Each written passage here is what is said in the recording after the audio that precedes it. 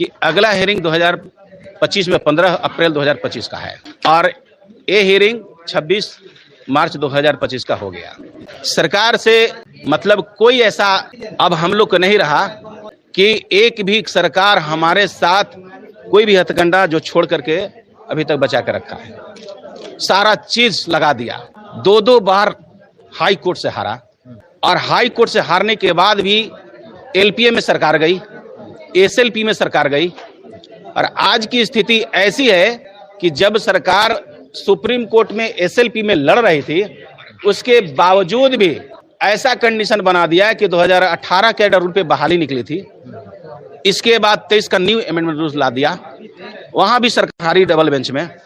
इसके बाद वो एसएलपी में जब चली गई तो वहां जाकर के फिर एक ऐसा खेल के बीच में नियम चेंज कर दिया कि 2025 ला दिया और ऐसा लाया कि 2018 कैडर रूल्स जिससे विज्ञापन निकाली गई थी उसको और 2023 कैडर रूल जिस पर सीबीटी एग्जाम लिया था उसको दोनों को निरस्त कर दिया। और निरस्त करने के बाद अब कहता है कि अब जो भी प्रक्रिया होगी जो आज तक 18 कैडर रूल से या 2023 कैडर रूल से किया गया है उसको अबंडन की जाती है, उसको एज इट इज वहीं पे छोड़ दिया जाता है और फिर नई प्रक्रिया 2025 के अनुसार किया जाता है।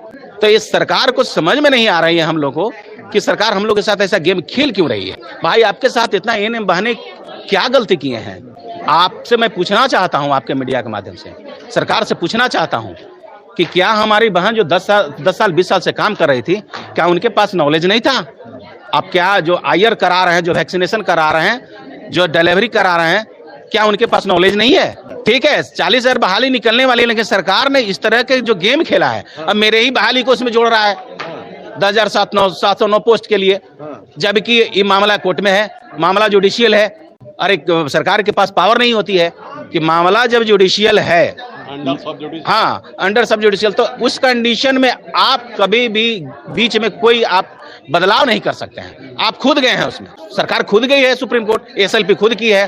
अब जज साहब के पास यही रखा गया कि आप जो है सिंगल बेंच हार गए, डबल बेंच हार गए। माय लॉर्ड डबल बेंच में तो खुद गए, उस समय विज्ञापन क्यों नहीं वापस कर लिए?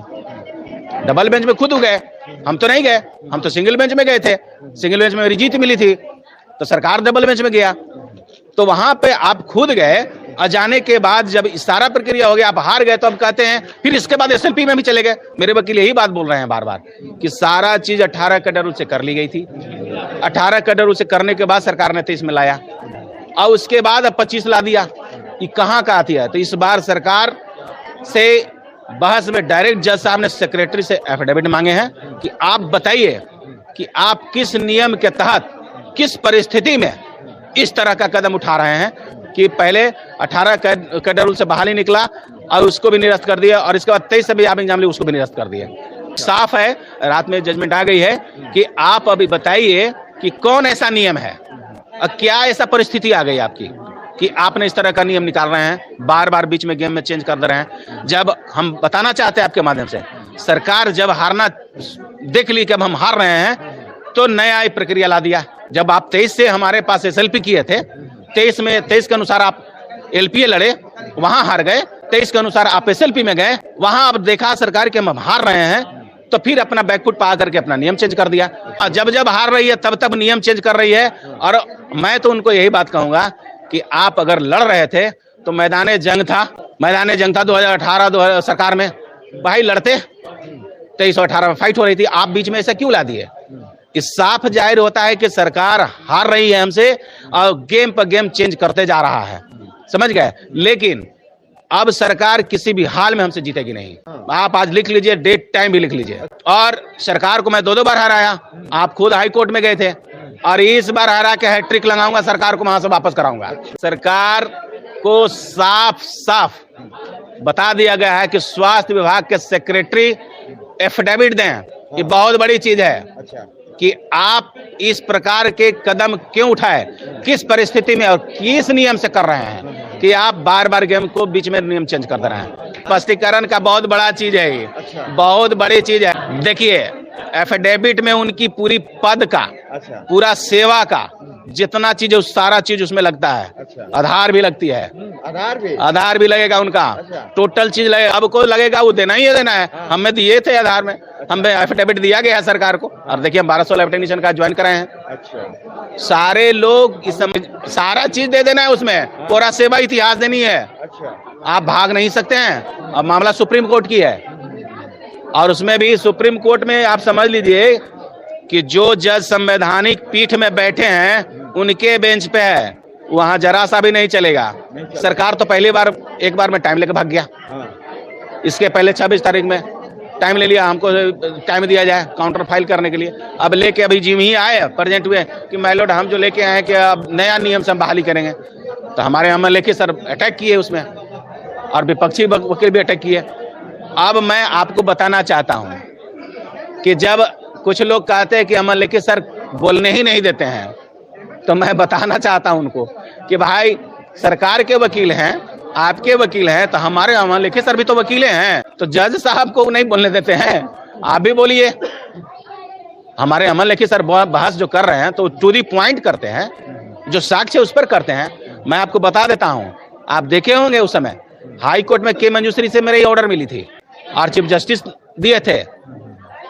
अब क्या गलत है? आरू मंजूश्री के ऑर्डर में वही जज साहब हैं जो सुप्रीम कोर्ट में है। अच्छा। उन्हीं का टेबल पर उन्हीं के टेबल पर भी है, वो अपने जजमेंट संवैधानिक पीठ की जजमेंट है। एक जज नहीं, 2 जज नहीं, 5 जज की जजमेंट है। 5 जज की जज। उसके बाद भी मेरे पास जजमेंट है तेज प्रताप पाठक का। उसके बाद अभी तुरंत जो है डीवाई चंद्रचूड़ साहब का जो है चीफ जस्टिस है, उनका जजमेंट है।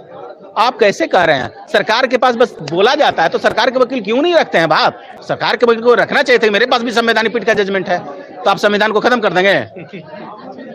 अब सरकार कुछ नहीं कर रहे सुनील जी, उस छटपट में है कि अब क्या होगा नहीं होगा। लेकिन मैं आपको बता रहा हूं, आप तैयार रहेंगे। 15 अप्रैल को मैं सुप्रीम कोर्ट में झंडा गाड़ के आऊंगा और 2018 का डर उनको जिता के आऊंगा। मैंने संभावना एक है कि बहाली, अब नई बहाली सरकार तुरंत वहां डालेगी, क्योंकि अभी मामला तुरंत फतह होने वाला है, समझ गए। और काउंसलिंग की प्रक्रिया मैं आपको बता देता हूं, ऑर्डर भी रिजर्व नहीं होगी। उम्मीद तक मेरी जहां तक संभावना रिजर्व किया जाता था, लेकिन अभी तक मैं जैसा उनको देख रहा हूं जज साहब को, कि वो ऑर्डर रिजर्व नहीं कर रहे हैं, सीधे डिसमिस ही कर रहे हैं। दोस्तों, तो आप लोगों ने पूरी बात को सुना कि मीटिंग में क्या कुछ हुआ और शर्मिंदा के टीम लीडर क्या बोले, यानी अब आगे क्या कुछ होने वाला है, पूरी बात को आप लोग समझ गए हैं। आप लोगों ने देखा होगा कि आज के दिन मीटिंग रखा गया था शर्मिंदा टीम लीडरों के द्वारा। ये मीटिंग को यहाँ पर आप लोग देख सकते हैं, शकुंतला कम्युनिटी हॉल में रखा गया था। यहाँ पर सभी लोग पहुँचे थे, मतलब शर्मिंदा के टीम लीडरों के द्वारा रखा गया था यह मीटिंग। यह मीटिंग रखने का मुख्य उद्देश्य यह था कि उन लोग चाह रहे थे कि अगली सुनवाई के लिए क्या कुछ करना है और क्या कुछ होगा अगली सुनवाई के लिए। तो यहीं के लिए उन लोगों ने एक राज्य स्तरीय बैठक रखी थी। तो आप लोगों ने पूरी बात को उनकी समझ ली और सुन ली। तो बस आप लोग इंतज़ार कीजिए 15/4/2025 को, उस दिन आप सभी का सुप्रीम कोर्ट में सुनवाई है। तो उस दिन फैसला सुनाया जाएगा क्या कुछ होगा। इन लोगों की बातों को सुना होगा तो इन लोगों की बातों को सुनकर आप लोगों को यह पता चल रहा होगा कि इन लोग कह रहे होंगे कि हम लोग जीतने वाले हैं। पर दोस्तों यह देखिए, सुप्रीम कोर्ट का मामला है, ये आप और हम कहने से नहीं होगा। वहाँ पे जब तक आपका जज साहब के द्वारा कोई भी ऑर्डर पास नहीं कर दिया जाता, तब तक आप लोग नहीं कह सकते कि हम लोग जीत रहे हैं या उन लोग जीत रहे हैं। तो बस आप लोग इंतजार कीजिए 15/4/2025 को, उसी दिन आप सभी का फैसला सुनाया जाएगा। तो दोस्तों आज की इस वीडियो में यहीं तक रहने देते हैं। दोस्तों अगर अभी तक हमारे चैनल को सब्सक्राइब नहीं किया है दोस्तों, तो चैनल को सब्सक्राइब कर लीजिएगा। साथ ही साथ इस वीडियो को तमाम साथियों के पास शेयर कर दीजिएगा ताकि जानकारी उन तक पहुँच सके। अब वीडियो में जानकारी पसंद आई होगी दोस्तों, तो इस वीडियो को एक प्यार से लाइक जरूर कीजिएगा। चलिए वीडियो को समाप्त करते हैं।